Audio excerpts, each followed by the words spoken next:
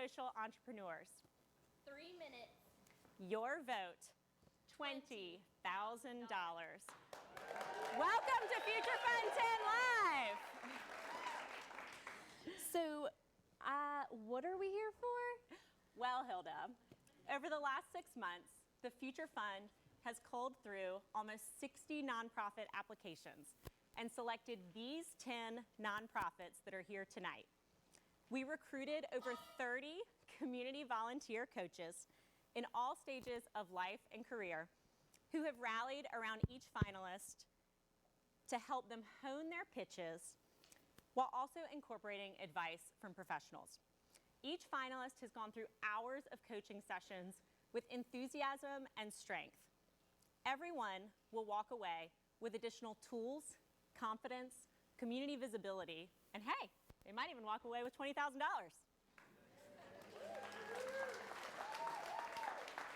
Wait, so what is Future Fund? Future Fund is a core initiative of the Community Foundation, which is a trusted partner for impacting Greensboro in a positive way. The Future Fund is celebrating its 20th anniversary with the goal of allowing young people to give a little and impact a lot.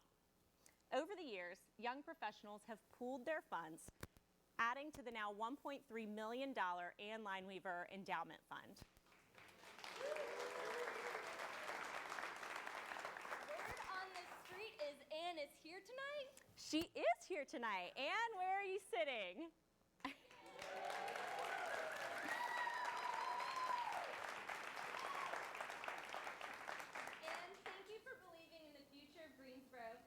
And Future Fund continues to empower young professionals to make an impact in our community. Can I say something?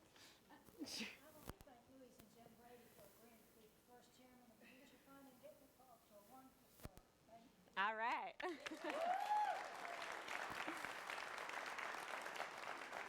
The Future Fund is driven by young professionals who volunteer to serve on our planning committees. Wait, Carrie, you don't work for the Future Fund? I thought you were up here with me because you work for Future Fund. I'm a commercial real estate broker with Brown Investment Properties, and I help entrepreneurs find their space in Greensboro. What about you? I promote renewable energy with Green State Power, but I've been involved with Future Fund for over 8 years now because my parents instilled in me both an obligation and a true joy in giving back. Everyone in this room has a why they contribute. What is yours? Is it serving as a coach, becoming a sponsor, or volunteering time on one of our committees? We invite you to not just look at yourself as an audience, but as an advocate. Everyone that contributes is a philanthropist. So you're saying I'm a philanthropist? Aren't you a Future Funder? Yeah. Well, you may not be Bill Gates or Oprah, but you're a philanthropist. As a philanthropist, I'd like to tell you that Future Fund is about engaging and lifting up our community. So I'd like to ask you to please stand up, literally.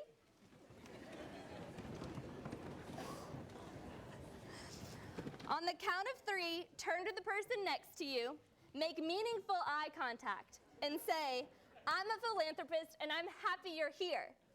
1, 2, 3. I'm a philanthropist and I'm happy you're here.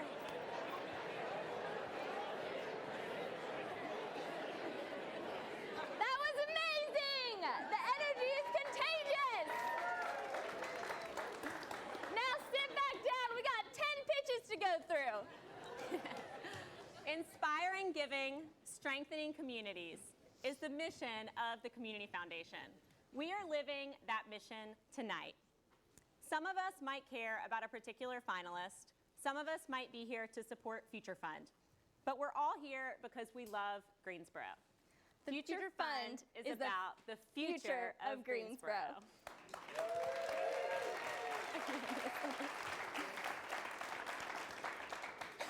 Tonight, to host these inaugural festivities, we have a familiar face and perhaps an even more familiar voice. Alec McAllister is a Page Pirate and graduate of Davidson College. After college, she became the voice of Davidson Wildcats men's basketball team, and you may recognize his announcing voice from many NCAA tournament games. In his day job, he's a partner in Tyler, Redhead, and McAllister Real Estate. And tonight, we are merging his worlds both as a voice and as a lover of all things Greensboro. Please help us welcome our MC, Alec McAllister.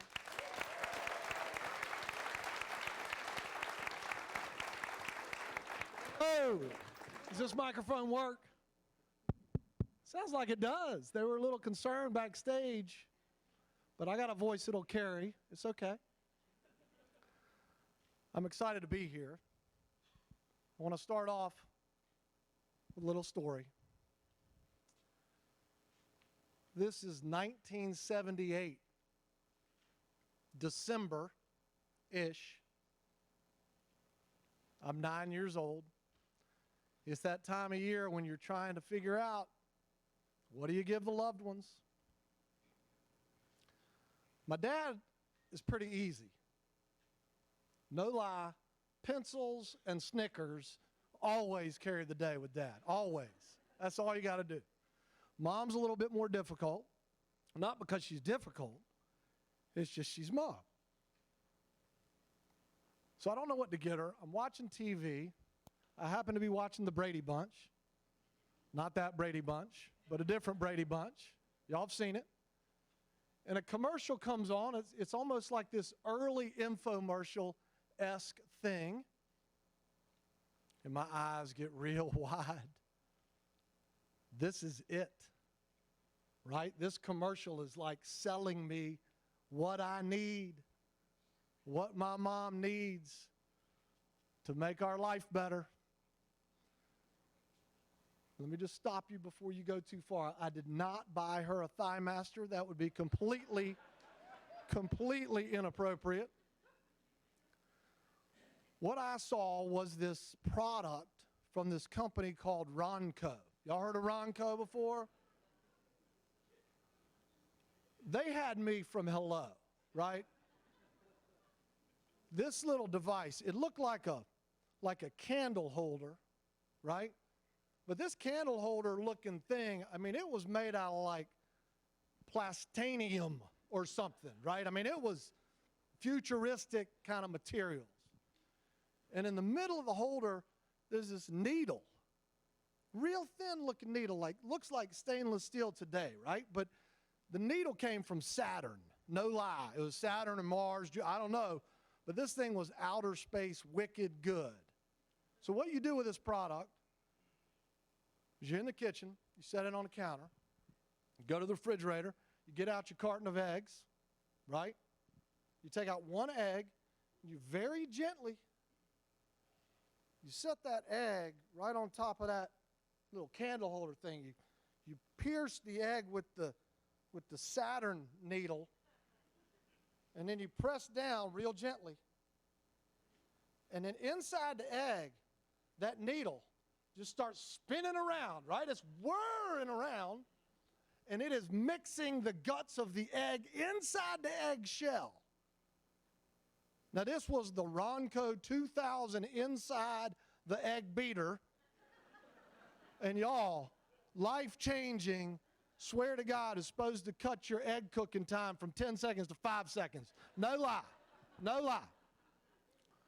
So I save up $12.89. I go to Eckerd's, I buy it, wrap it up. Christmas Day. It was not life-changing. I do not remember it being life-changing. I'm sure I got hugs and kisses, but I don't think it was life-changing. So the reason for that story is, tonight, you heard a little bit from Carrie and Hilda.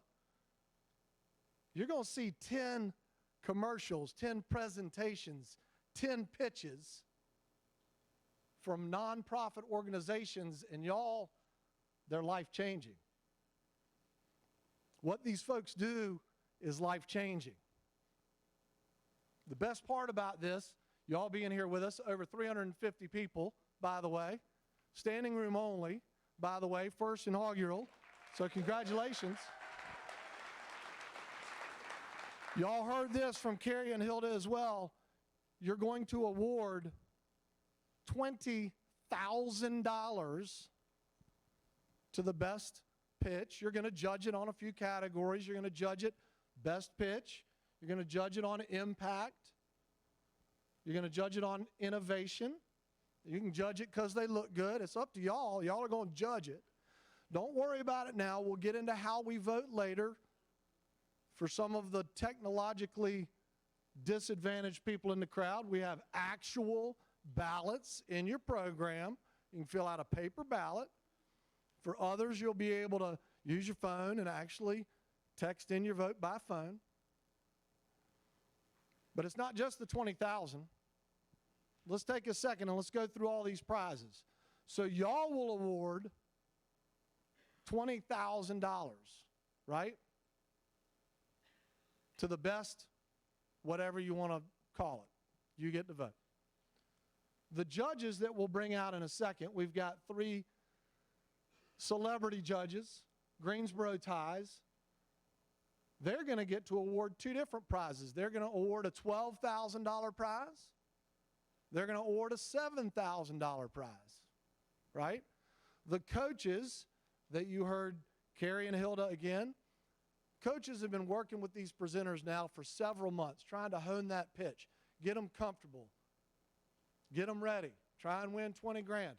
Those coaches are going to get to vote, and they will award a prize of $2,000.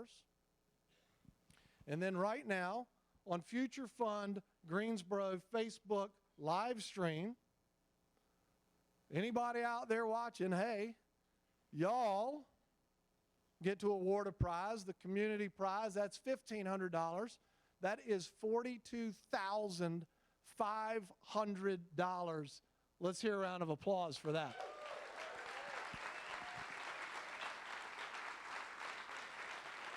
Now, like any good infomercialist, I would be remiss to not tell you that Ronco didn't stop with the inside the egg beater. They sweetened the deal. Now, I was sold. I was gone. Day one. That's the prize. But I got an ergonomic spatula that could take paint off your house. You could shovel a driveway with it, or you could flip burgers. You can scramble your eggs. You can do whatever you want, right? So that's it. That's over the top. So let's over the top this prize money a little bit. One more thing. I want you to look in your programs. If you see a bright green card with either $50 or $100 on it, you get to award that after the program to the nonprofit of your choice. So they're going to be in the mezzanine area. You will award that. They'll turn it in. Future Fund is going to reimburse for that kind of money. Okay? All right, that's the over the top. So here's what we're going to do. You've heard the basics of it. There were 56, I think over 56 applicants when they put this out, 56 plus applicants. They've narrowed it down to those 10 finalists. You're going to hear from each of the 10. They're going to give roughly a 3-minute presentation, tell you about their organization and why they might be deserving of your support. We're going to get to hear from the judges. We'll hear some feedback, what the judges think about that pitch. Remember, too, this is not just about that money. That money's big and that money's great. But for these guys that have been working so hard on these presentations, they will use this every day. The next time they're on the street talking to somebody about their organization, they will have more confidence in making that presentation. So it's not just the money. These presentations are important too. All right. Here's the deal with the money. I need everybody to pull out $1,000 to come up with I'm just kidding. It's not. We've already got the money. Okay, the money, and Carrie and Hilda tell you, comes from the $1.3 million endowment of the Future Fund. For 20 years, the Future Fund has been building that endowment. Let's have a round of applause for that. $1.3 million in that endowment. So what that doesn't pay for is everything else it takes to run an event like this.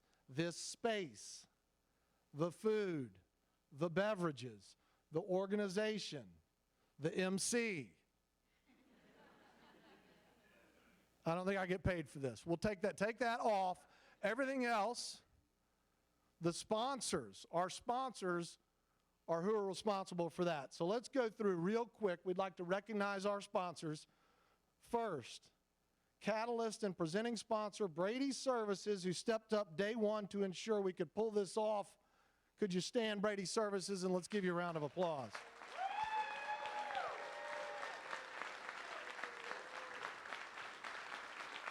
The Brady Bunch.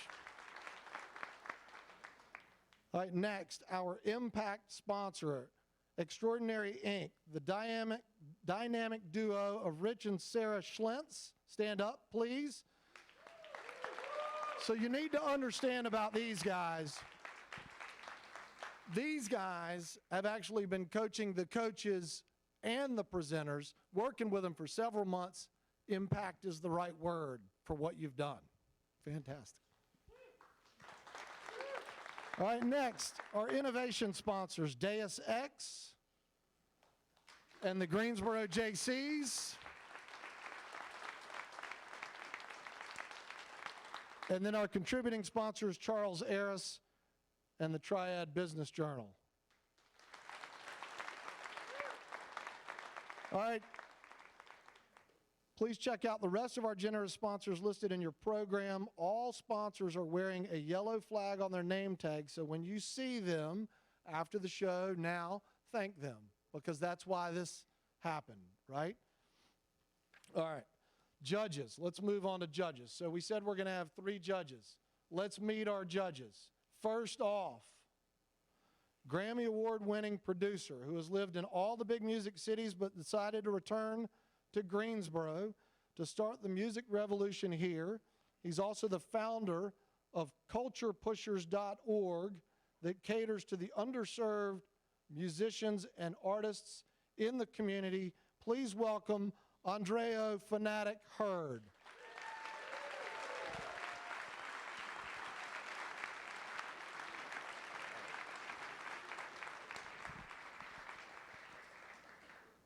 All right, second, another Greensboro native with music in her veins.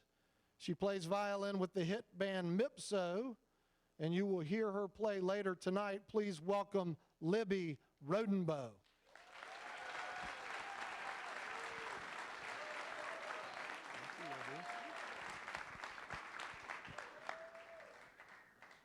All right, and finally, this is a lifetime future funder, by the way. We'll go there too. For those of you that don't know what a lifetime future funder is, you will, because you'll be one by the end of this night. All right, she's a lifetime future funder. Denise Turner Roth was city manager of Greensboro before President Obama appointed her head of the U.S. General Services Administration. There, she was responsible for over 12,000 employees and a $27+ billion budget. She now serves as the Chief Development Officer for the U.S. region of WSP, a global engineering and professional services organization. Please join me in welcoming Denise.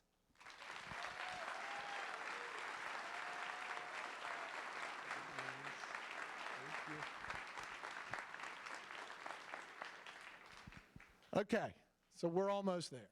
I know you've had enough of me. That's fine. I'll be back. So here's a quick recap. One by one, we're going to bring these guys out.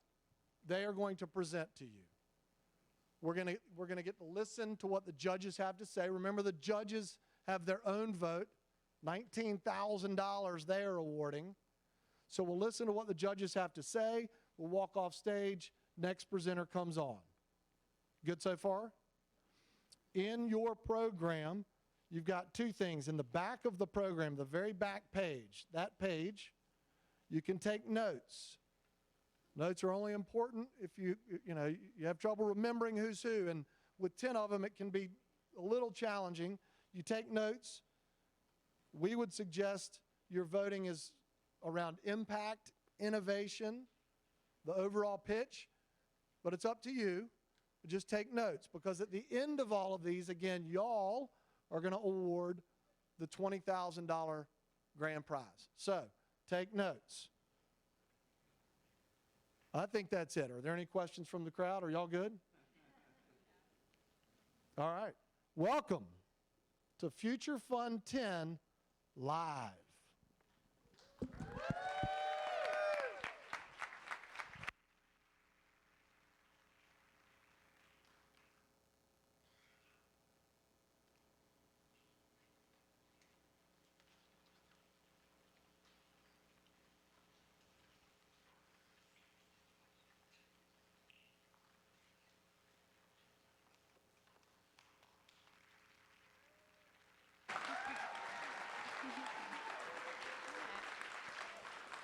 Check, check. Oh, it works. Hello. When I was 8 years old, Samantha and I were coloring by a dirt soccer field in Ecuador. I colored a cat, but she colored a world where every child was eating. Samantha was hungry nearly every day. I was one angry 8-year-old, y'all. That is so unfortunate. Hunger is the easiest thing to solve in the world. All you have to do is make food affordable and accessible. Immediately, I went home and decided to be a part of the solution. By 12, I was taking flying lessons with a dream of flying food to people who needed it the most. Later, I helped to organize United Nations World Hunger Summits and implement school nutrition programs in Africa. When I came to North Carolina for school, I accidentally fell in love with the cutest guy and just had to marry him, and he brought me to Greensboro. For the first time in my life, I was really worried. What was I going to do here? 2 weeks later, Greensboro was named the hungriest city in the United States. That bears repeating. Greensboro was named the hungriest city in the United States. Suddenly, I was home. I began talking to everyone I could about hunger. Where were the gaps? What were our strengths? Two things became very clear. The local food banks did not have the capacity to meet the need. And there was no real strategy to end hunger long term. 67% of students in Greensboro at the time were food insecure. Let's imagine for a second that we are the students of Guilford County. You here on the sides are healthy, well-nourished, you have curious minds, you're excited about going to school and growing like a weed. Everyone sitting in the middle is hungry. You fall asleep in class.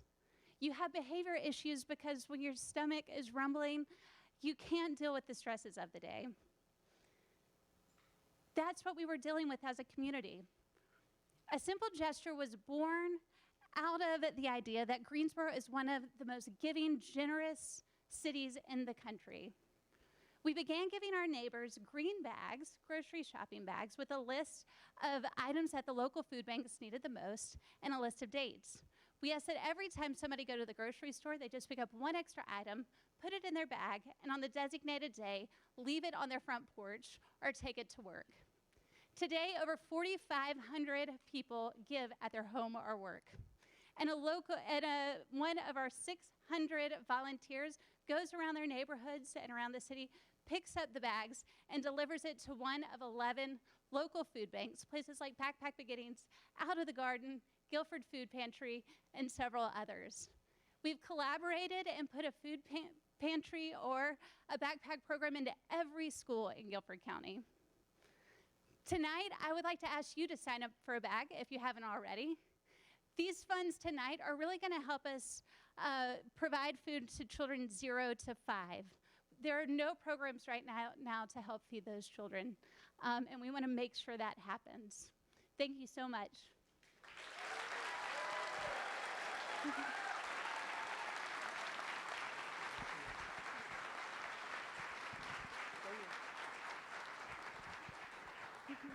All right, guys, what do you think?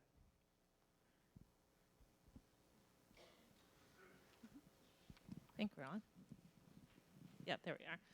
You know what I love about this is how simple the solution is, right? And that it leverages all the activity that's already happening in this community. Sometimes it just takes that simple step to build a bridge. Thank you for what you're doing. That's beautiful.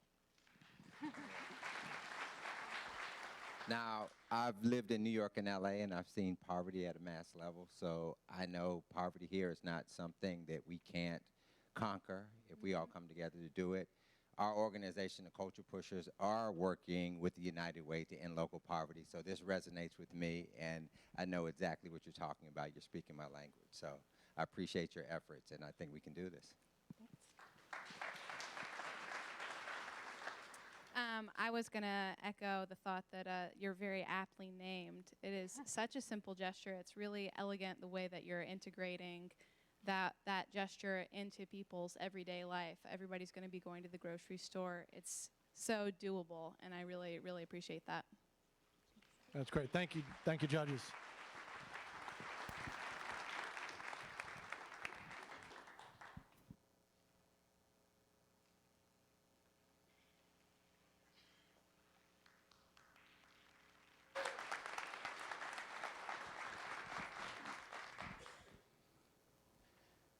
I'm not homeless, but I could have been homeless. I'm Scott Jones. I'm the Executive Board Chair for Tiny House Community Development. I was raised right here in Guilford County with amongst the many of you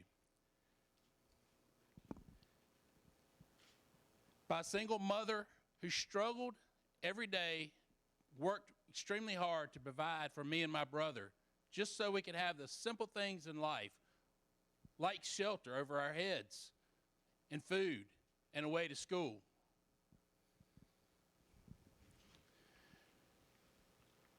It's 2019. There are about 350 people in this room, but right here in Guilford County, there's over 1,000 individuals that are experiencing homeless tonight.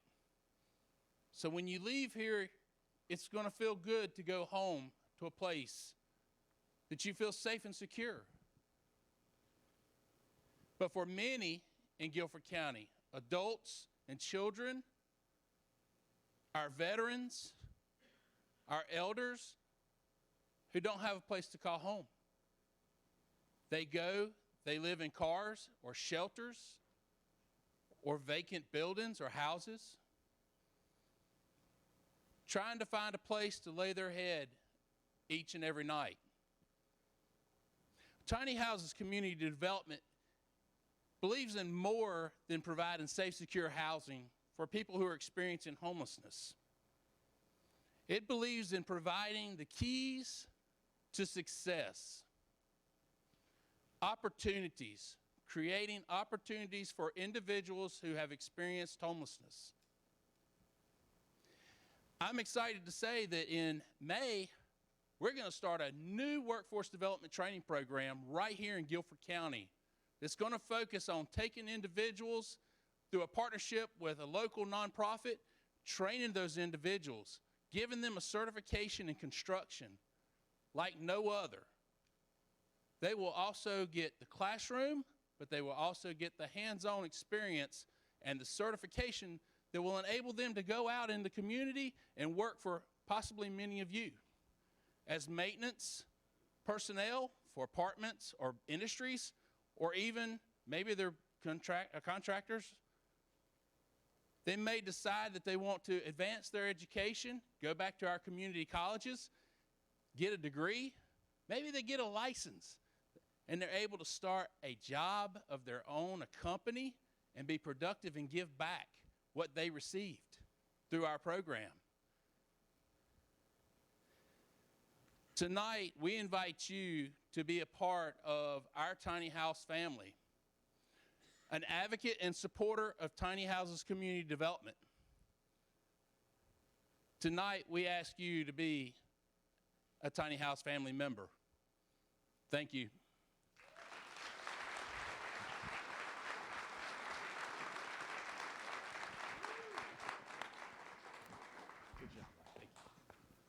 Thank you so much. I think that homelessness is one of those things that people like me who've never experienced it have a lot of trouble knowing how to contend with. I really like that your organization is facing that problem from so many different angles. I think that people who give to your organization will feel like their dollars are well spent. being in the music space, a lot of my colleagues that are in music and starving artists end up on the street chasing their dreams. So this resonates with me a lot. I think tiny houses is such a cool concept as well. Were you guys able to contribute to the tornado relief that happened out here last year?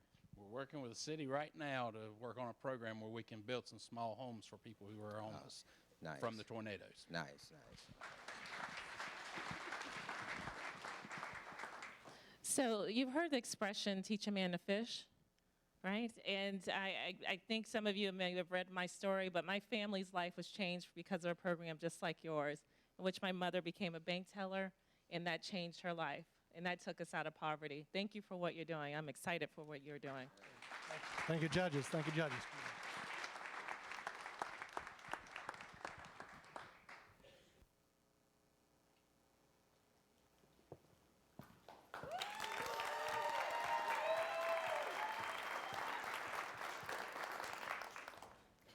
John was 5 years old. He did not talk and had an abundance of energy. I was his preschool teacher and would learn he had been removed from a bad home situation and had already bounced between countless foster homes. I am proud to say that I have now been John's mom for 35 years.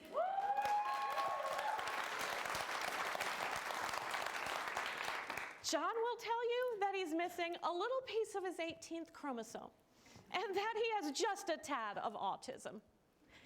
He'll never drive a car or live alone, but the thing that breaks John's heart the most is that he'll never get to marry his girlfriend Erin, his cupcake, and that breaks my heart too.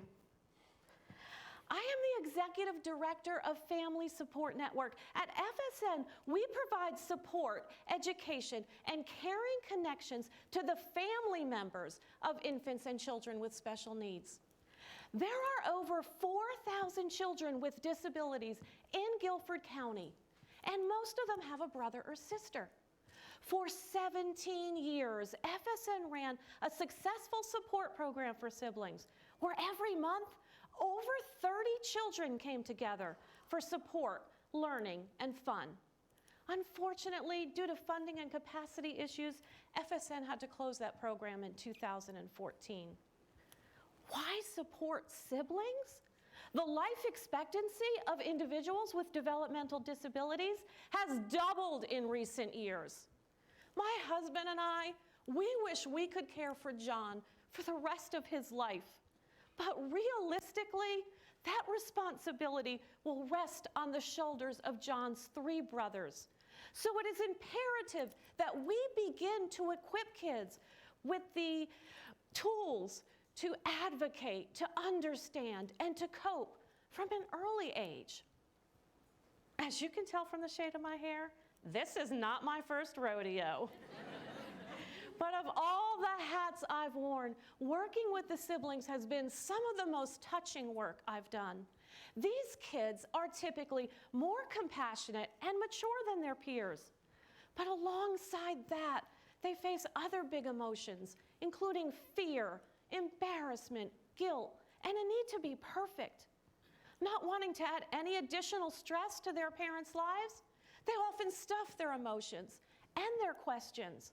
Questions like, did I cause her seizure? Or how do I deal with feeling like I'm invisible? As they come together and share their stories, their faces come to life when they discover that happens to someone else too. With help from the Future Fund, FSN will develop a strong and innovative program for siblings by bringing in peer mentors, counselors, and artists to help siblings express their emotions, to share deep dialogue, and create a safe space to learn skills that will last a lifetime. Do it for John and his brothers. They would tell you it's worth it. Thank you.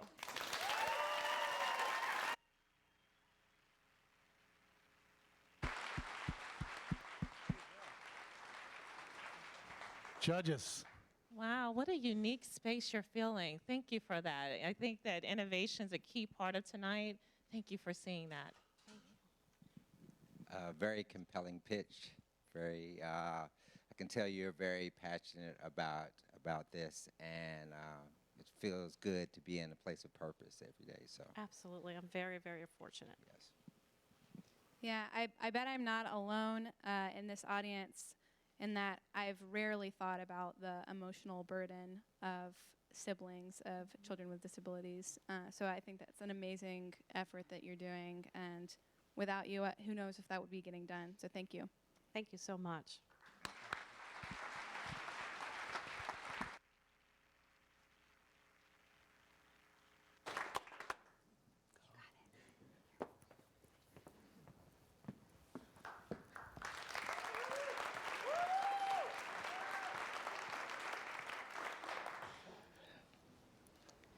It was May 28th, 1985. It's about 75 degrees outside, a little breeze in the air. However, the atmosphere inside of a superior courtroom was not the same as a young mother stood guilty before two judges awaiting her judgment and sentencing. The earthly judge pronounced a 5-year suspended sentence with probation, but the heavenly judge over all things declared her forgiven, restored, and chances at a new life.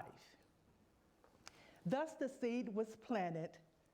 However, it would not blossom until some 20 years later as the Almond Connection, also known as TAC, whose vision is to see the stigma of criminal backgrounds lifted from the lives of men and women so that they can live fruitful lives as restored citizens. Our 2-year program consists of 3 distinct stages. The first stage is the budding process. This is where a new foundation is laid, new beginnings. And then there is the second stage, the blossoming process. This is where some maturity is taking place. There's promising evidence of transformation. A change is taking place. And then the final stage, the bearing of fruit. This is the end result, the after effect. It is the bearing of fruit. A 2018 report revealed that approximately 1,300 state incarcerated men and women and roughly 17,000 locally confined inmates are released into our beloved communities and neighborhoods on an annual basis.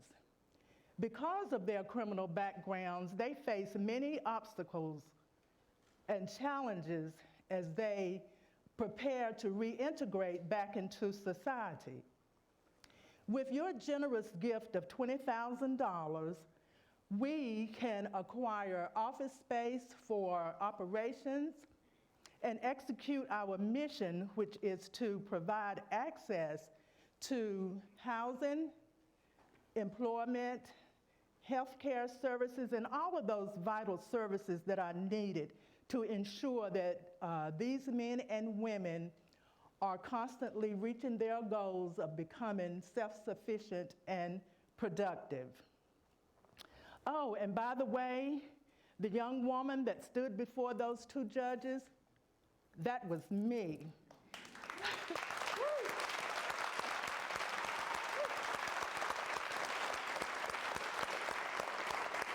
That was me. I have blossomed.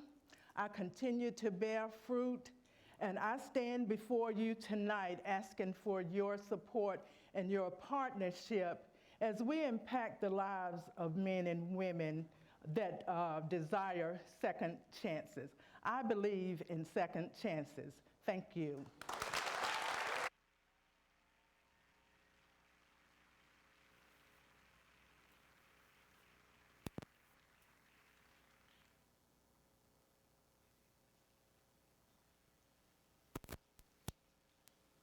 Tell you one thing I'll take away from tonight, Heavenly Judge. I have never heard that phrase before, but amen. Thank you. You know, sometimes God takes us through certain things so that we can reach back and help others in that same space that may be going through those same trials and tribulations. So I applaud what you're doing, and I think it's great. Rehabilitation is so important. You know, we're all 1 second away from being in that same situation, you know. Really, really inspiring story. Congratulations to you on your whole life. It's an incredible story. Yeah, I think it's totally nonsensical to stigmatize people that we want to be part of our society, and that's a one step in a really troubled prison and justice system. So I think it's really important work that you're doing. Thank you.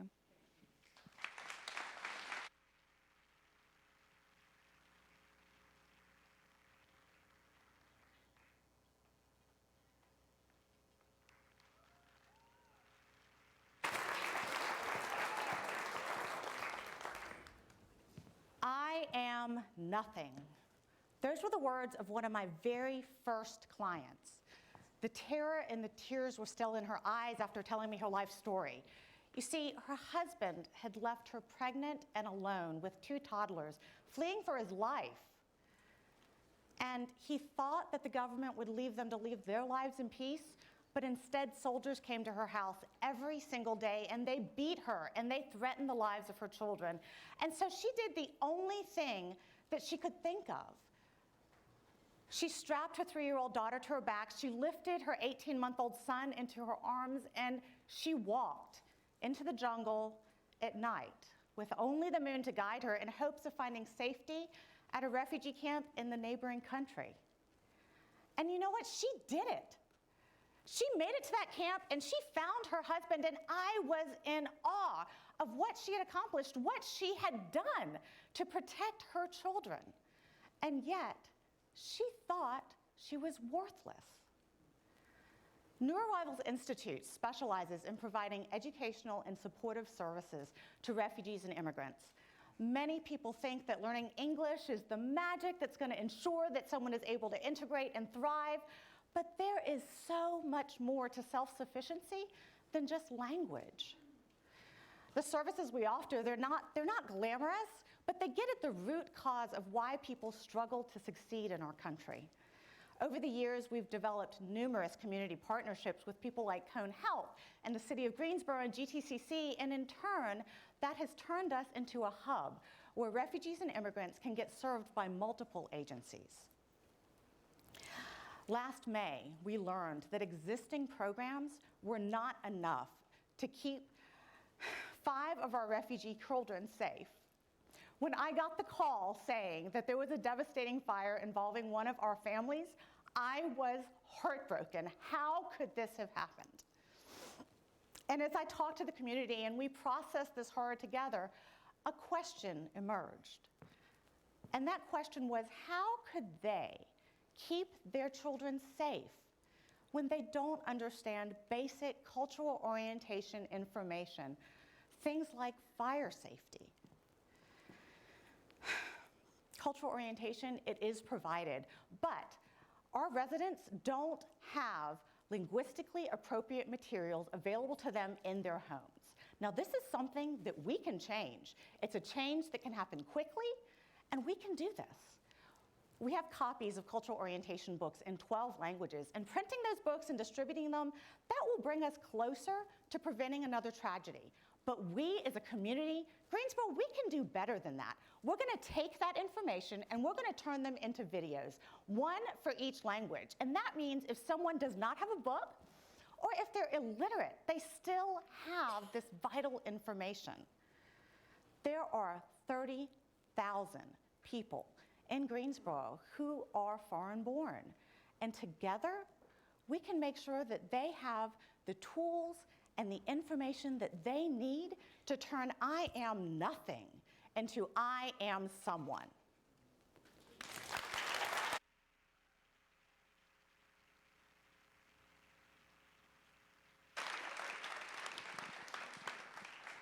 Such an important mission right now. Greensboro is becoming more and more diverse each day. So I think this is a great cause and a great mission for you guys.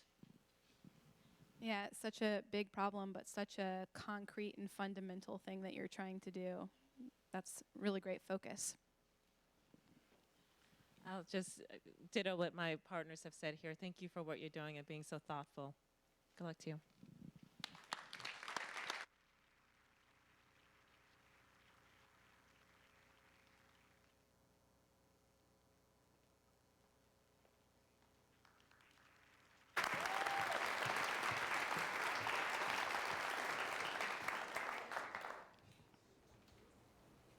It's like a part of me is missing that never existed.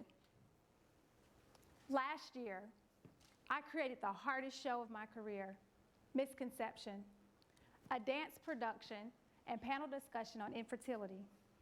Why would I create something so sad? Because it's my story and dance is how I heal. Throughout the process of creating Misconception, I remembered why dance is so important to our community. You may not be able to relate to infertility, but you can relate to fear, doubt, hopelessness, feelings of worthlessness. Yet so many people find unhealthy ways to express themselves. Drugs, isolation, alcohol, that social media post, or worse, suicide. Did you know 1 in 5 adults have a mental illness? That means 60 of you sitting here right now are dealing with a mental illness, and 30 of you have been since you were 14 years old. But so many people don't seek help. Suicide is the second leading cause of death in people ages 10 to 34 years old. We need dance. I posed a question on Instagram. Why do you love dance? Kelly responded, dance literally saved my life. If it had not been for that knock on my door, I probably wouldn't have made it to the next day. So for me, dance is everything. At Royal Expressions Contemporary Ballet, our greatest value is happiness and health. You see, when you dance, you release endorphins, which are neurotransmitters that help you feel fun, relaxed, comfort, power. It's like saying stress cannot live in a dancing body.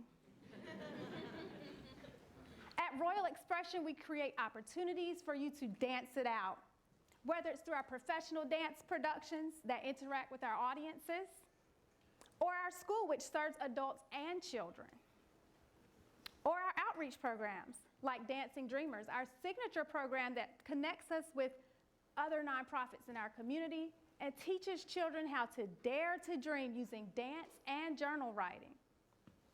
$20,000 would be a huge deal. That's equivalent to 4 of our dance productions or 454 scholarships for our school. We could expand our outreach program into 7 new sites, serving up to 105 new children. I want you to do something for me. Raise your hand up high and close your eyes. Ball that hand into a fist. Pull it down to your chest. Now open your eyes, open your hand, open your hearts, and open your minds to dance that inspires Greensboro. Thank you.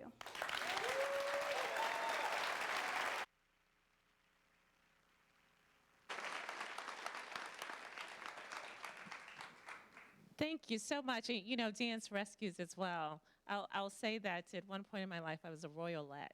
Not many people know what that is, but thank you for inspiring us all. I'm a big fan of creative expression, and when you can tie it to purpose and have a mission behind it, I think that's great. So I applaud you. I really appreciated those specifics that you gave us to understand how $20,000 would really manifest in your organization. That's really useful. Thank you.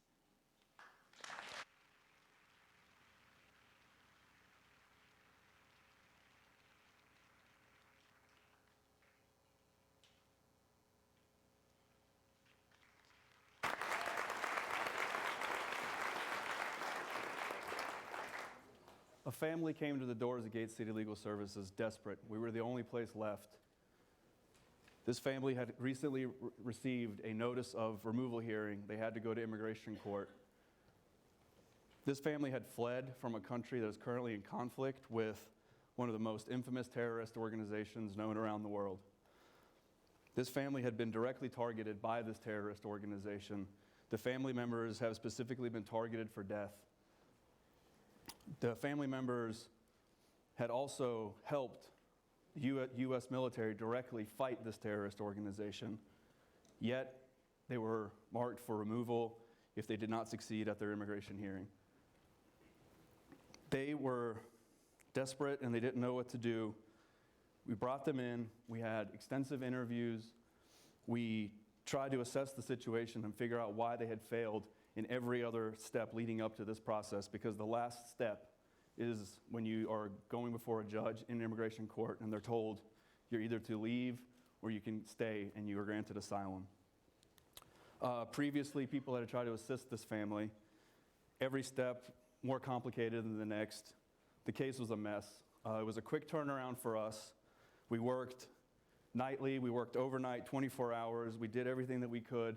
We even had to go to Walmart a bunch of times to get more printer ink. Just like any government organization, immigration court, they like really big, thick explanations as to why human beings are in danger somewhere in the world, as if the nightly news doesn't broadcast into immigration court.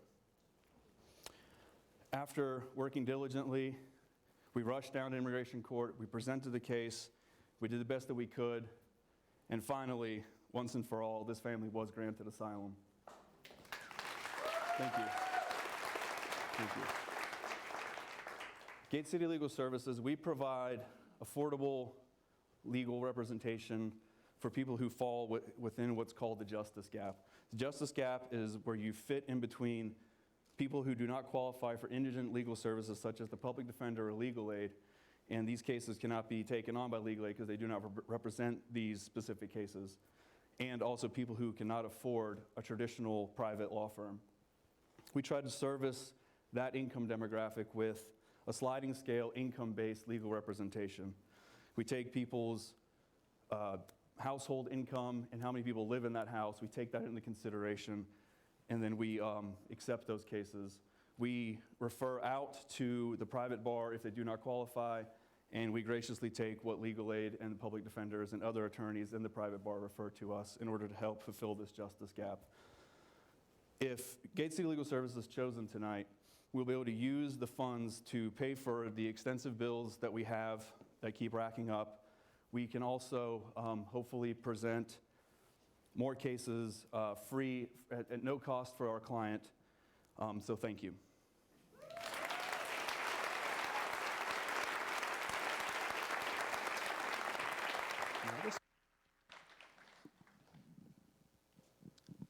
I love what you guys are doing in the community. There's a real need for that, and appreciate your efforts. I'm the child of an attorney at a private firm and a former public defender, so I really understand that gap that you're talking about, and I'm really glad that you're working to fill it. You know, if you all, like me this evening, you're going to leave here knowing that you are very privileged, and we are privileged as a community to have people like yourself. Thank you for what you're doing. Well done.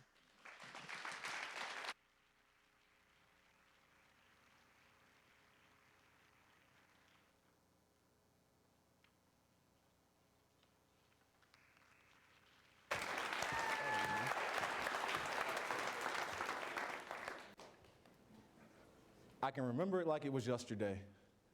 Sitting at my graduation ceremony at Morehouse College in Atlanta, Georgia, and the commencement speaker telling us all, I want you to leave this graduation and be Renaissance men with a conscience cause. Those words always stuck with me. Crossroads, Pathways to Success Incorporated is my conscience cause. In 2009, my childhood best friend, Arturo McKee, and I started Crossroads with the aim and intent to equip high school males with the tools and resources that they may need to be successful in life after high school, whether it's through obtaining a job or going to college. High school is a very confusing time for many young people. While you're sitting there all day learning tons and tons of information in different subjects, you start to have questions. You start wondering, is this really gonna pay off in the future? What am I doing here? What is this? Since 2009, Crossroads has helped over 97 students get a job or get to college after high school, and we have a 100% college acceptance rate.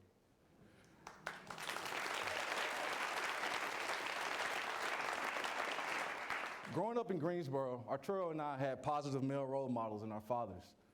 They would tell us things such as the importance of making good grades, staying out of trouble, and making good decisions in life. And I can say, for the most part, we tried our best to follow those directions. Crossroads is able to have students come since 2009 to Saturday workshops twice a month. At these workshops, we focus on skills that students may not learn at home or at school. Skills such as speech and communication, business and dining etiquette, financial literacy, college preparation, and learning and understanding when to apply. What SAT score do you need, or ACT score? What scholarship or financial aid information is out there for you? Those are all topics that we cover. In addition, we go on field trips around Greensboro. We visit local colleges so that students can speak with the faculty and students at that college, get a feel for the campus, and eat lunch there, just so it gives them experience of what it's like to be at college for a day. We also visit local businesses so students can learn how that business owner got to that position in life, what they can do to get there, as well as if there's any summer or after high school job opportunities. And lastly, we go on community service events around Greensboro where we help people in need, or we do community cleanup projects. In 2012, a single mother came to Crossroads and told us about her son, Jeremiah. Jeremiah was having trouble at school. He didn't really care too much about his grades, and it was pretty much going down the tube. We told her that we could help him. After speaking with Jeremiah and his mother, we identified some areas where we could help and things that we can implement into our program. Topics such as how to set short-term and long-term goals, knowing not to just do what the teacher tells you to do that day, but doing a little bit more, and also understanding that everything you do from this point in life is on a record for future employers and colleges to see. What we began to see in Jeremiah over 3 years was growth. We saw a student who went from not caring about his future, just kind of floating, to a student who was heavily involved in the outcome of his future and making decisions to make sure it was going to be the way that he wanted it to be. We saw growth in Jeremiah. Growth is something that we try to instill in every student who comes to the door at Crossroads. Going forward, with your support, the Future Fund 10 grant will allow our program to expand from 15 to 25 students. We'll be able to visit not just 2 colleges a semester, but 3 or 4, and visit colleges not just in Greensboro, but outside in surrounding areas.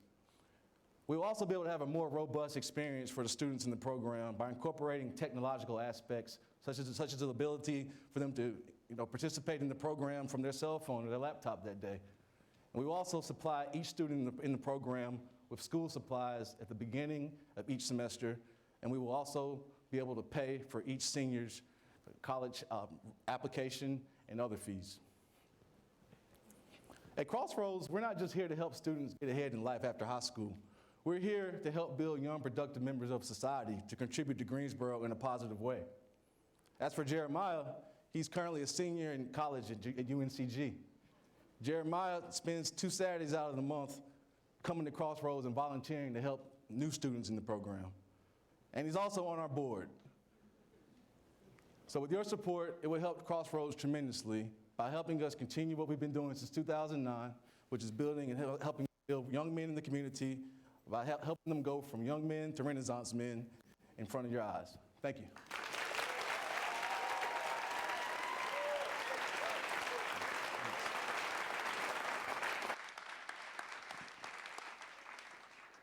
I love it. I love how practical and hands-on it is, and I love seeing young men of color leading the way. Thank you for that. That's such a very pivotal moment in a kid's life from high school to college, just making that decision and having some guidance to see if college is even for them and just helping them to figure it out. So I appreciate you doing that. I'm not too far out from college or high school for that matter myself. And I think that it's easier now maybe than ever for a person that age to feel aimless. It's such an uncertain landscape of employment that you're looking at. So I think people feeling that there's others invested in them is so pivotal. Thank you.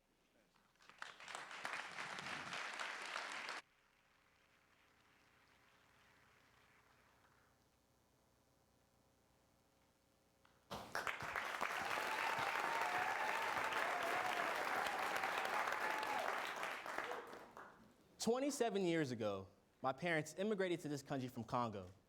And when they finally saved up enough money, in 2002, they opened up a small convenience store on the west side of Charlotte. And as a young child, I dreaded going there.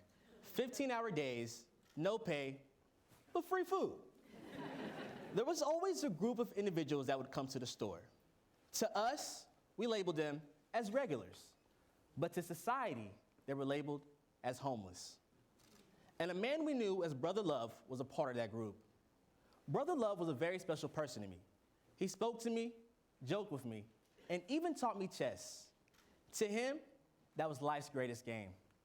Brother Love was an uncle to me, and for him and the regulars, they enjoyed coming to the store because for them, it was a place of refuge, a place where two immigrants and their children saw them for who they were and not what they were.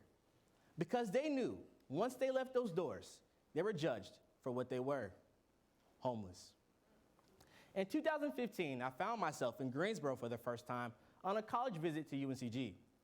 Afterwards, my family and I went downtown, and that's where we saw firsthand the city's issues with homelessness. I told myself, if I get accepted here, I'm going to do something about it. 2 years later, I founded Smell the Roses. Smell the Roses is a homeless outreach focused on getting to the root of the issue and providing a solution. Many people believe that housing is the key to solving homelessness, when in fact, it's not. A house is a physical need, but what about the emotional needs? The feeling of self-worth, confidence, the motivation to pursue dreams you thought you no longer could. A great example is Jack, a man with 2 college degrees who sacrificed his entire life to save his parents who were ill with cancer. Unfortunately, they passed, and Jack soon found himself broke and homeless in Greensboro. Jack allowed us to share his story with the community, and with sharing his story, a local small business decided to give him a chance and hired him as their head of marketing. Another example is Janine, a woman who became homeless due to an abusive relationship that left her with a missing front tooth. In and out of shelters for 7 years. In just 1 month of meeting her, she was able to go through our program and get connected with a dentist that provided her with free dental care, restoring that confidence that was once taken from her and allowing her to finally look beyond her physical appearance and apply for jobs she eventually got. I can go on and on about the individuals we've impacted here in Greensboro, but the biggest impact will be made here tonight. We're currently able to help 3 to 4 people a month, but if we win Future Fund, that number will increase to 9 to 10. That's roughly 36 people a year to 120. That's 120 of our homeless neighbors that will be seen for who they are and for what they are, humans.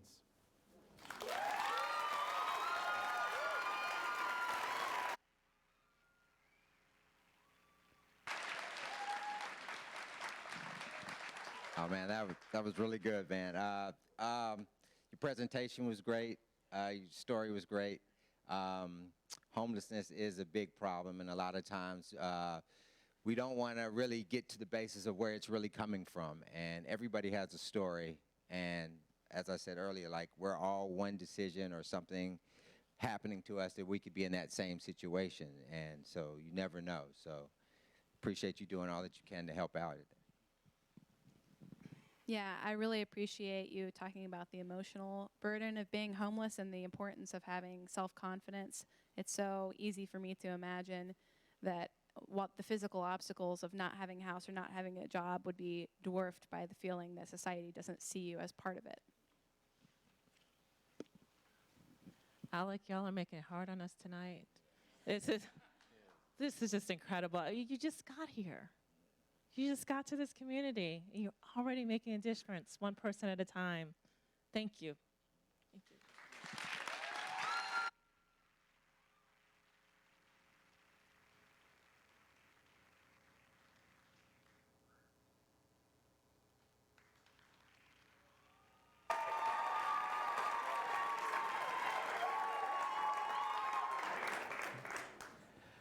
I saw the crisis in her eyes the moment I opened the door, and in the way her 5-year-old boy clung to her leg.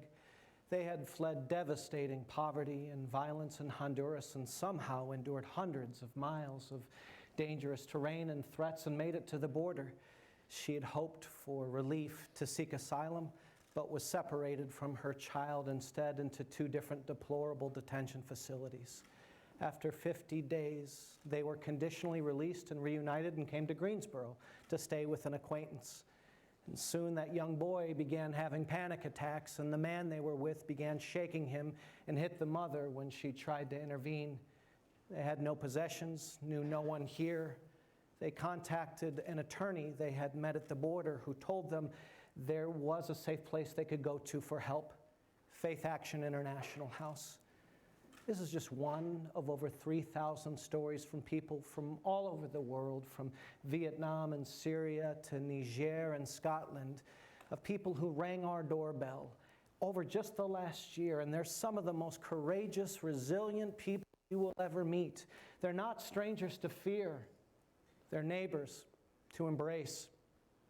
We're known amongst many community partners as the Ellis Island of Greensboro, a refuge from the storm, a home that restores dignity and hope. And within a few hours, we were able to provide them emergency help with food, shelter, clothing, legal services, and much more, and a Faith Action ID card so she could reliably identify herself with schools, health centers, and law enforcement and feel like a part of our community.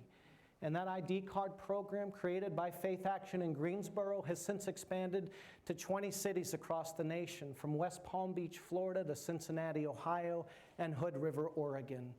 She sent us a text the other day saying, "You all helped me. You extended your hand and your heart without knowing me or where I came from. You made the impossible possible for my child and I, and we won't forget it." And history's shown when we show kindness to our newest neighbors in need, many overcome significant challenges and go on to become some of the best officers, teachers, and artists that we'll ever see. And with ongoing support, that will be the future for that remarkable 5-year-old boy. And in the meantime, detentions are on the rise, and our newcomer community is living with great fear. With your investment of $20,000, we can ensure no immigrant family walks alone. All legal consultations for those who are detained will be paid for, as those with legal representation are 14 times more likely to be released. And for the families left behind, they'll have access to emergency support with rent and basic needs, ensuring no families left behind. Now more than ever, we need your help to ensure the next family who rings our doorbell knows they have a home and they have a community that is there to serve, love, and protect them. Thanks for listening, and know that you too are always welcome at Faith Action.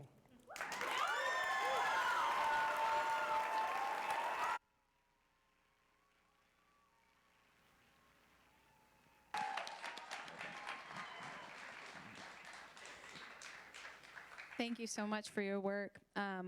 That your organization does such holistic work in this cause. That's a really impressive list of services that you just rattled off for us. And I especially thought the ID program is so simple but so innovative, and congratulations on that being adopted across the country. Every time I think I got this thing narrowed down, it switches on me.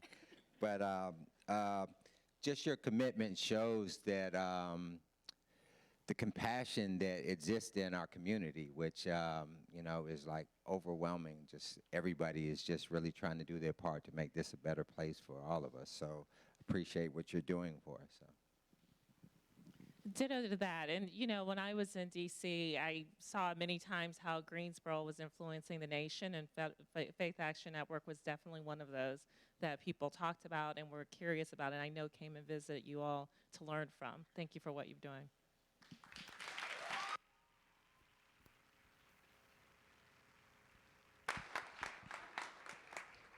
Wow, right? Wow.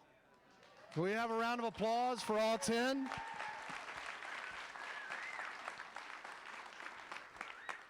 Okay, so we're going to bring them back out. That's going to help you as you tally your scorecard. I know that was a lot, right? It's tough. It's very tough to choose. We'll bring them back out, and then I'm going to walk you through some of the ways to vote, a couple different ways to vote, so don't stress about that.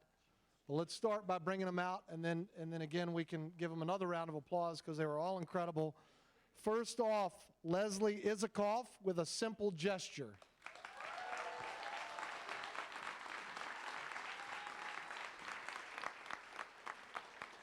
Scott Jones with tiny houses.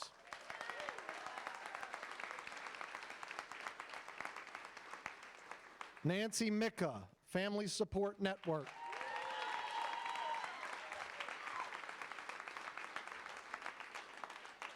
Sheena Beasley, The Almond Connection.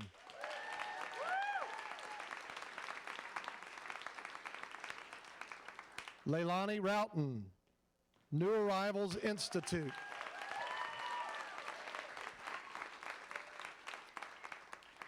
Princess Johnson, Royal Expressions Contemporary Ballet. Daniel Carlson, Gate City Legal Services. Gerard Truesdale, Crossroads, Pathways to Success. McGuire Lubica, Smell the Roses. And David Fracaro with Faith Action International. All right, take a good look. Big round of applause. They're all incredible. They're all life changers. And we'll send these guys off stage, and let me tell the crowd how to vote for you. Thank you, guys. Okay, if you have a phone, you know, in the movies you had to turn it off. Now you can turn it on, right?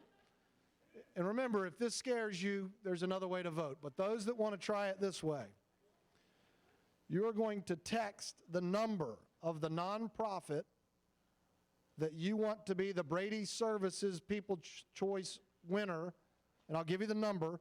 First of all, on that scorecard, if you see at the bottom, this is on the back of your program, you see text 1, text 2, text 3. The number is listed beneath the nonprofit. Does everybody see that?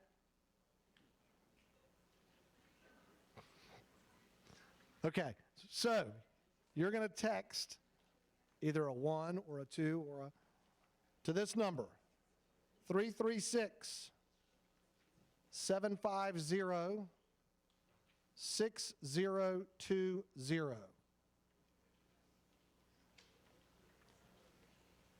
You only get to vote once. And if that doesn't work, you've got this ballot that was also in your program. Single sheet of paper. It's got all 10 nonprofits listed. You're just going to pick one. And then you're going to see, do we have steering committee members scattered throughout?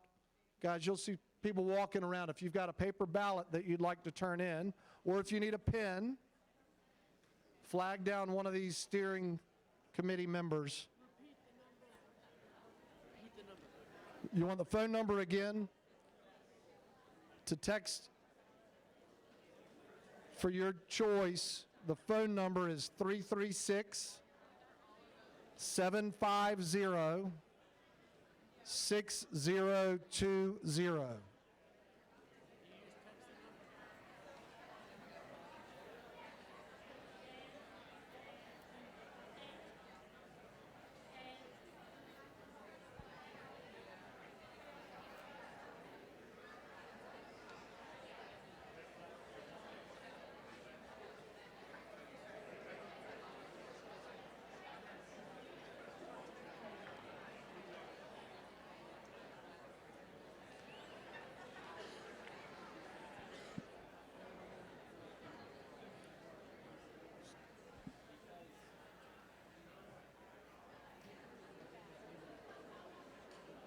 Is everybody making progress on that?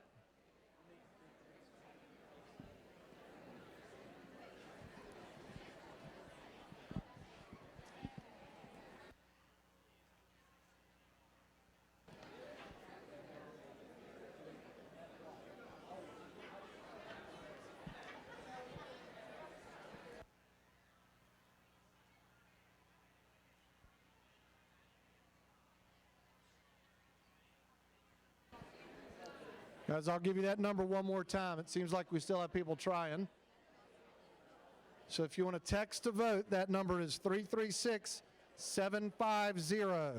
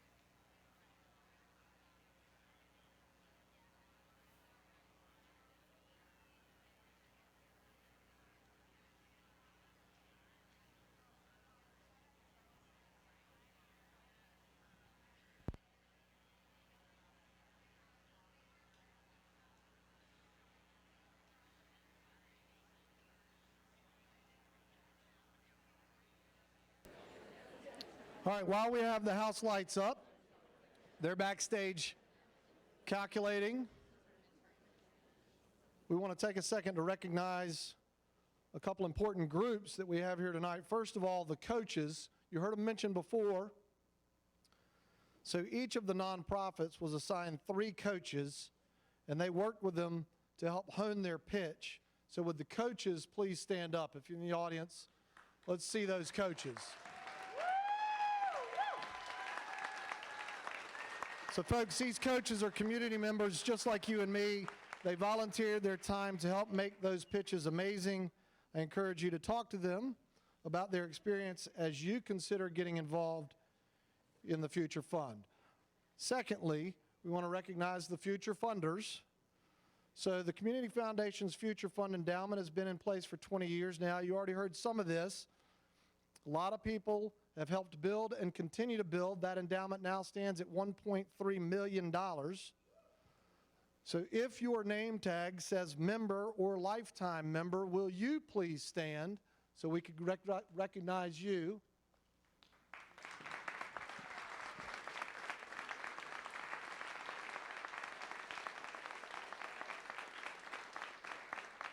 And if you are not yet a future funder, don't worry. We've made it very easy for you to get involved. For a $150 donation, you can become an annual member, or for a one-time donation of $1,250, you can become a lifetime member. Being a future funder puts you right in the thick of things in helping promote and celebrate philanthropy in Greensboro. You can visit futurefundgso.org for more detail. I've done the math for you. If you plan to live more than 8.3 years, you might as well become a lifetime for $1,250, right? So when you're thinking of it, just keep that in mind. Instead of paying $150 a year, it's like, it's like a mortgage. In the end, just go ahead and do it all now, and you're a member. All right. So we're going to wait for those ballots to be tabulated. And while we do that, we're going to experience an amazing local talent again. Please welcome Libby Rodenbow back to the stage.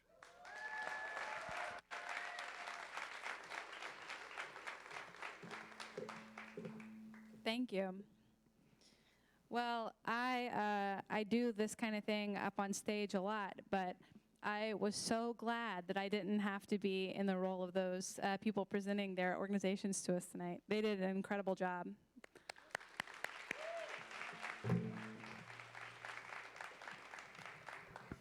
I'm going to do something a lot easier now and play some of my music.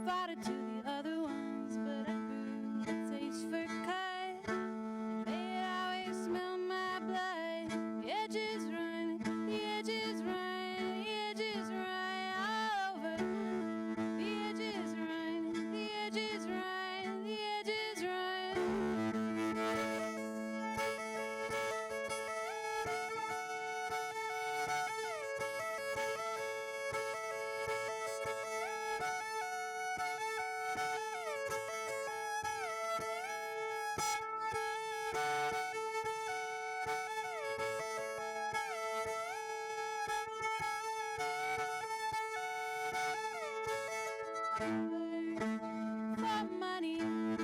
I lived for running on the shaded road, but I caught the whiff of sun, and I knew my race was done. Edges run, the edges run, the edges run all over. The edges run, the edges run, the edges run.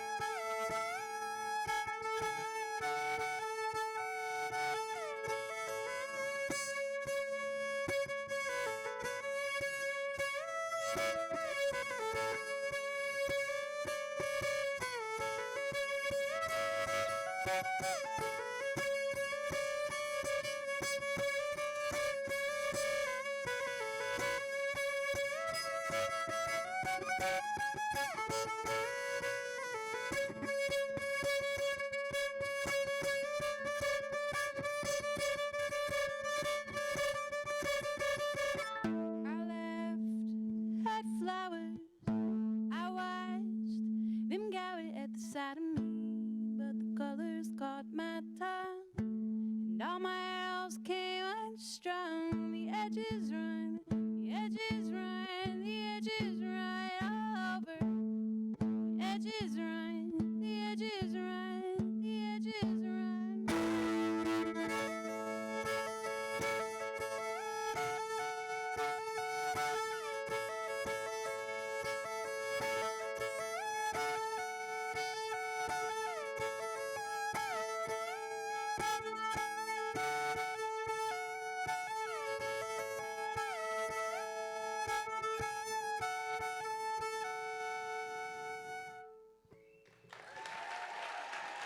Thank you.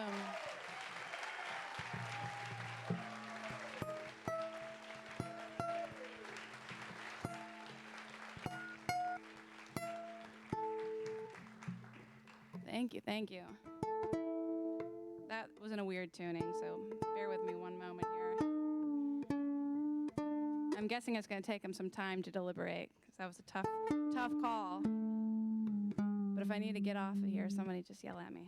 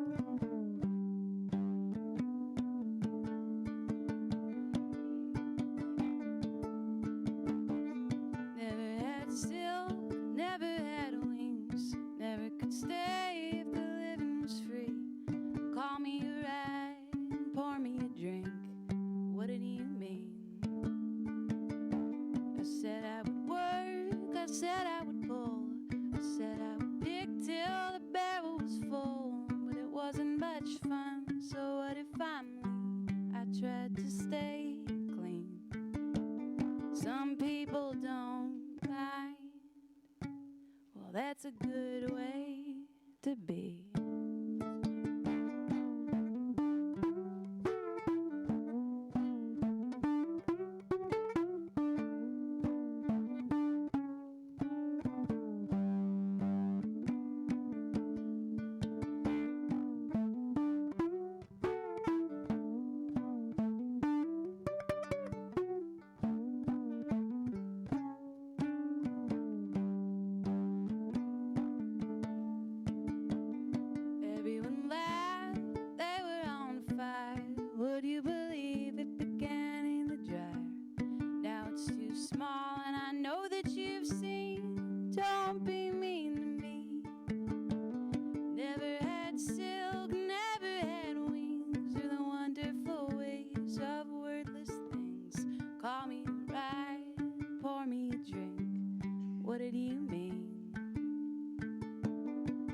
people don't mind.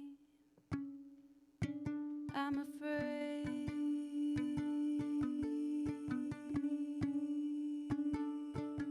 that I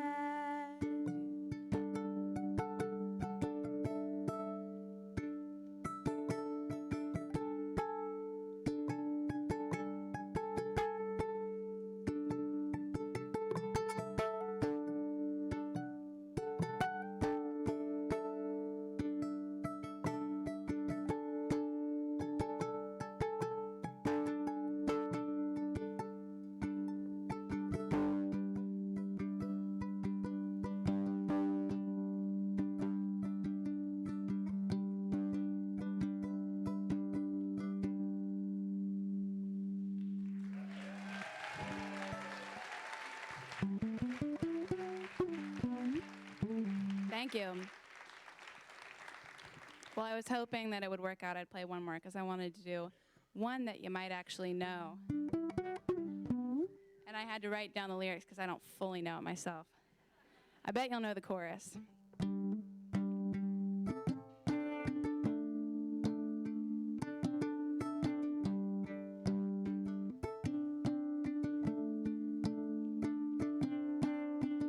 There'll be no strings to bind your hands, not if my love can't bind your heart.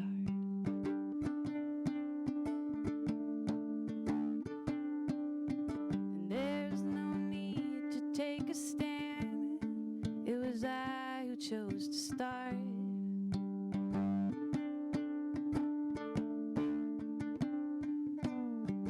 I see no need to take me home. I'm old enough to face the dawn. Just call me angel of the morning, angel. Just touch my cheek before you leave me, baby. Just call me angel of the morning, angel. Then slowly turn away from me.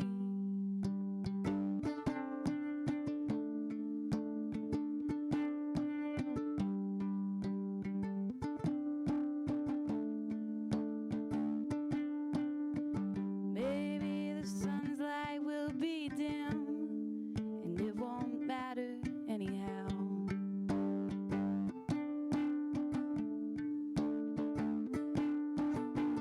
If morning's echo says we've sinned, well, it was what I wanted now.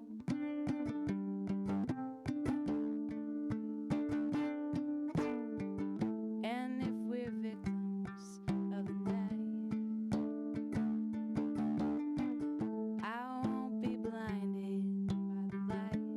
You can join me if you want to.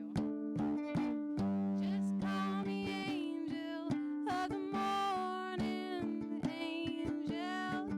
Just touch my cheek before you leave me, baby. Just call me angel of the morning, angel. Then slowly turn away. I won't beg you to stay with me.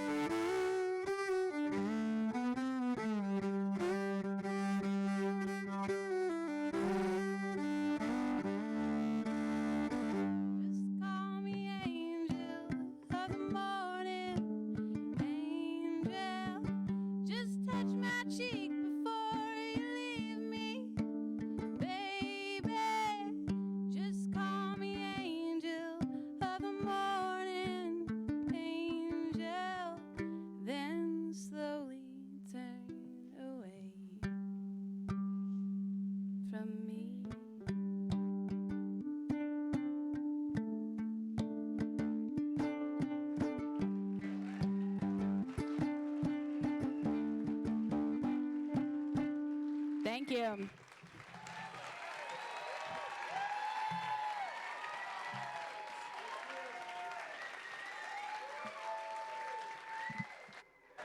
Is this on? Yeah, how about that? Another round of applause for Libby. That was fantastic.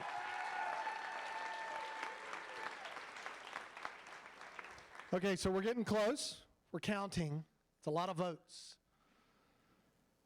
So we're going to take a second right now to recognize, again, our presenting sponsor, Brady Services, who've made this night possible. Please join me in welcoming Jim and Louise Brady, the first ever Future Fund chairs.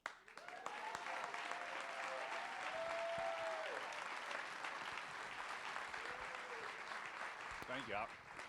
Hey, thank you, everyone, and what a wonderful evening. And I got to tell you, I've still got a stockpile of banjo minnows that I bass fish with. Anybody see a banjo minnow on TV? It was on Saturday morning. You know, just guaranteed to catch that big bass. But I still got a stockpile of those. So I've been right there with you, pal. Listen, thank you, everybody. And again, thank you to Ann for this catalytic idea. She came to us with Walker and Dabney Sanders in 1999, and I think Louise was pregnant. I was definitely pregnant. Really pregnant, and came up with this idea. And we said, we've got so much going on in the world, and we got our careers, and we got a baby coming, and we've already got two, and we don't have time, but we made time, and it was the best thing we ever did.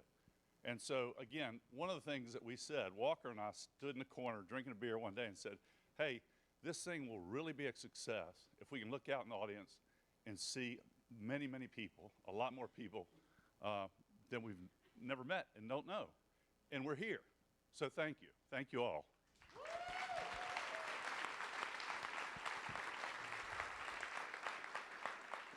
We'd particularly like to thank the Future Fund committee members for changing things up and kind of starting anew. In 1999, you might imagine what was going on in Greensboro, North Carolina. We were losing our textile industry. Things were changing. We were looking for things that are going to be catalytic to change and invite young people into the world of giving and how they can be, each and every one of them, make a little bit of difference in someone's lives. And so that's really the whole idea behind the concept. And I got to believe that you know, we're having success. But we're also at a tipping point now. We heard about it tonight. We heard a lot of numbers. We heard about 1,000 homeless in Greensboro. We heard about, you know, 12,000 folks that need rehabilitation into our jobs in our communities. We heard about 60+% of our kids going to school hungry. We heard a lot about how are we going to take young men and integrate them into society, help them get into college and make a way for them and their families, and really create this inclusive and diverse community that we have, and we've got to be proud of that. So again, thank you for the presenters, you know, fantastic job. Thank you to the coaches. I need a coach like that. I don't know who the coaches are. Just sign me up for a coach. But really, thank to each and every one of you. I think that great song, it was wrapped it up, Miss Rodenbow. You know, you're all angels, and thanks for being angels, and God bless every one of you. Thank you.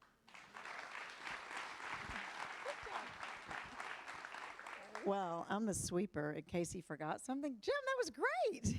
He didn't forget anything. It's not true. It has been a true joy for me and Jim to launch the Future Fund along with the help of a lot of our friends that we twisted their arms and begged them to join us in this crazy endeavor, many of whom are here tonight. So it wasn't a two-man show. It was a whole group that launched the Future Fund. And I can't tell you how proud we are to look out and see how it has evolved.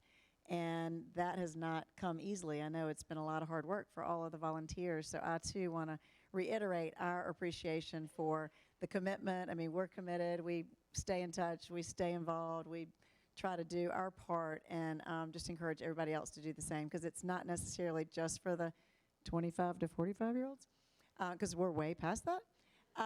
And so, you know, lifetime members, that's kind of how they kept us involved. They're like, what are we going to do with all these old people that have aged out?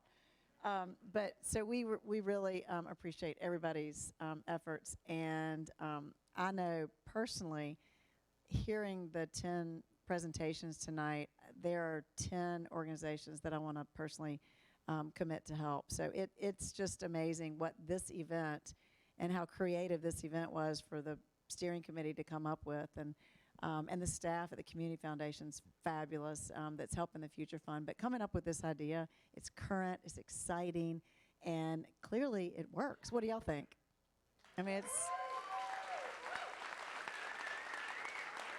So I know there's only going to be a couple of winners tonight. There's going to be the $20,000 winner, then the judges' winners, and then, you know, there's additional the people voting that are not here with us. But I think all of these organizations are going to be winners because many of us are probably going to reach out to them like me. So thank you all. Carrie, you up? Thank you. All right, don't go anywhere. Don't go anywhere. All right, Jim and Louise, as Ann mentioned, we couldn't do this without you. In fact, the Future Fund wouldn't even exist without Louise's hard work recruiting those inaugural members and Jim making sure all of his friends committed. And then you stepped up in a big way to make this event happen in its inaugural year. Before we announce our Future Fund 10 Live winners, we wanted to announce something special for you. As our presenting sponsor and as founding members of the Future Fund, we are creating the Jim and Louise Brady Future Fund Leadership Award in your honor. Starting next year, this award will be given to the Future Fund member who showcases the most leadership over the course of the year. the Future Funder will receive a lifetime Future Fund status. Or if they are already a lifetime member, they can pick a nonprofit of their choice to receive $500. Thank you for everything you've done. Thank you. Thank you very much. Thank you. Thanks for all your hard work. It's awesome. Yeah. Sweet.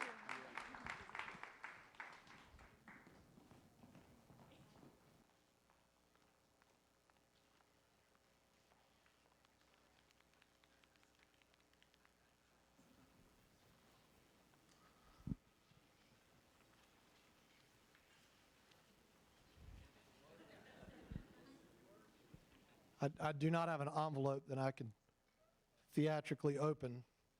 I've got a list that was just scribbled for me. It's perfect. But I do have the winners.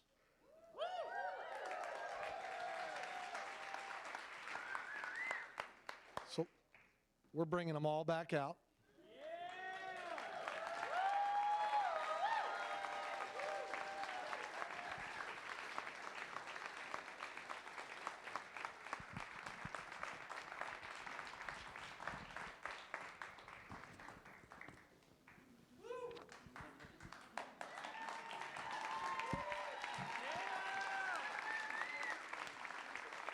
All right, so we're going to start with the Community Award. Again, these are folks that were watching this on Facebook Live. So they voted. This is a $1,500 prize. The Community Award winner is Crossroads Pathways to Success, Gerard Truesdale.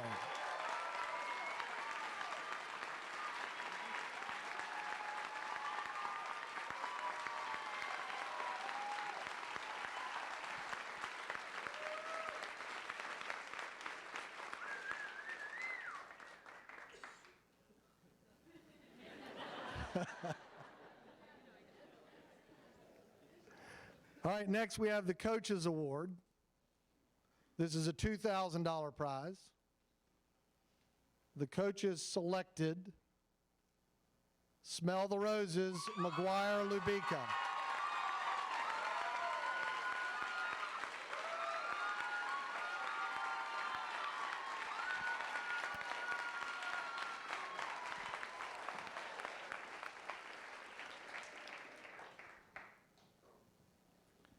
All right, next we've got 2 Judges Awards in a row. So we're going to start with the third place award. It was a $7,000 prize. It goes to Crossroads Pathways to Success, Gerard Truesdale.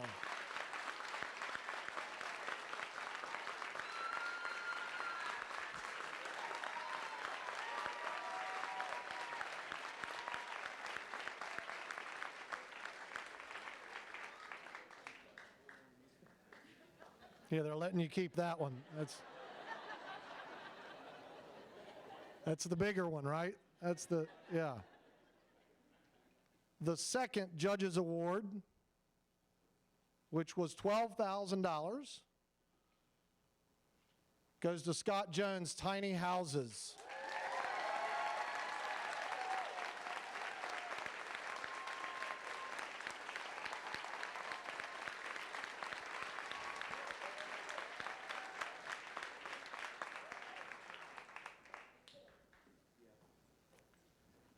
And then you guys, you picked the $20,000 award,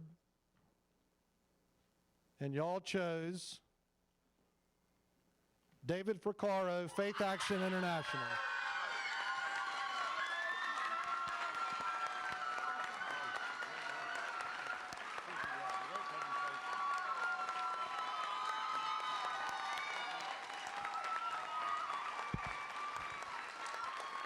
Once again, let's hear it for them all. They're all champions, you know that.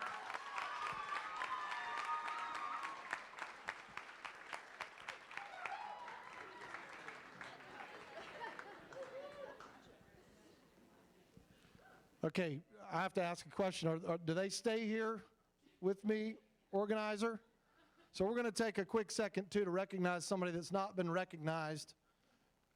Jody Rupel, come out here. They wanted you to come out.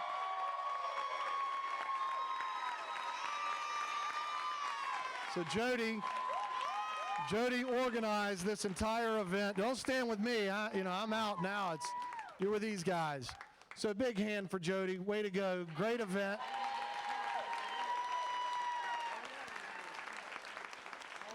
All right, as we wrap up, and y'all can stay right here with me. Before we wrap up, I want to encourage you to donate directly to any of tonight's featured nonprofits or to the Future Fund Endowment itself. You can do so just by texting. So our screen isn't working. I'm going to give you this number a few times. You can text GIVE to 336-310-0172. And then again, you would pick the number of the organization that you would like to donate to. So that was GIVE, text GIVE to 336-310-0172. We want to thank you all for joining us tonight. We hope you've enjoyed Future Fund 10 live as much as we did. Please stick around for drinks, compliments of Natty Green's Brewery and Grove Winery, and desserts from Crafted. And then make sure again to stop by the mezzanine where these guys are going to be hanging out so you can meet them, you can donate, you can hear more about their cause. Thank you guys. Appreciate it.